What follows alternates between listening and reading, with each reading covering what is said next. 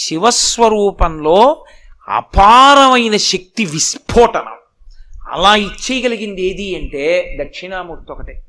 ఒకవేళ మీరు కళ్ళు మూసుకుని విడలేకపోతున్నానండి, అలా నాకు జ్ఞాపకం రావట్లేదు, ఏవేవో గుర్తొచ్చేస్తున్నాయి అన్నారనుకోండి, కళ్ళు తెరిచే మీరు ఆ పాదం పైకెత్తినట్టు, మీరు పళ్ళెం పెట్టినట్టు, మల్లెపూలలో పాదం పెట్టినట్టు, మీ భార్య పోస్తున్నట్లు, మీరు కడుగుతున్నట్లు ఊహ చేస్తూ ఉంటే మీరు మనస్సుతో చేస్తున్న రచన మానస పూజ అవుతుంది. మానస పూజ ధ్యానంలోకి తీసుకెళ్తుంది. తర్వాత నేను మీకు ఒక యథార్థం చెప్తున్నాను, నన్ను నమ్మండి.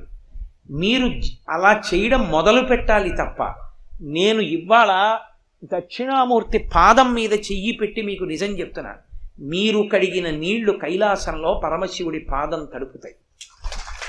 ఒక్కసారి ధ్యానం చాలు జీవితాన్ని గట్టెక్కించేస్తుంది, అంత గొప్పది.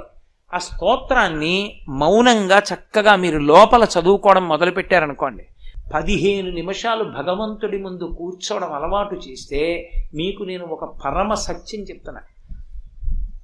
ఒకసారి ధ్యానం, అందులో ఉన్నటువంటి శాంతి రుచి మనసు పట్టేస్తే మీకు తెలియకుండానే, మీరు రైల్లో వెడుతూ ఉండండి, మీరు ఎక్కడన్నా కూర్చోండి, మీకు తెలియకుండా మీరు దక్షిణామూర్తిని ధ్యానం చేసేసుకుంటారు. మీకు తెలియకుండా దక్షిణామూర్తి స్తోత్రం చదివేస్తుంటారు. మీకు అంగరక్ష. అది అలా వెనక్కి వెళ్ళిపోతే మీకు ప్రశాంతంగా ఉండడం అలవాటు అయిపోయింది అనుకోండి. ఆఖరికి ఇంజెక్షన్ చేస్తున్నప్పుడు కూడా, నేను ఎందుకు చెప్తున్నానంటే, ఇంజెక్షన్ చేస్తున్నప్పుడు అన్న మాట ఎందుకు వాడానంటే, మీకు మనసు ఖేదపడేటటువంటి సమయంలో కూడా అలవాటైపోయి మనసు ఆదేశాన్ని బుచ్చుకుని వెనక్కి వెళ్ళిపోతుంది.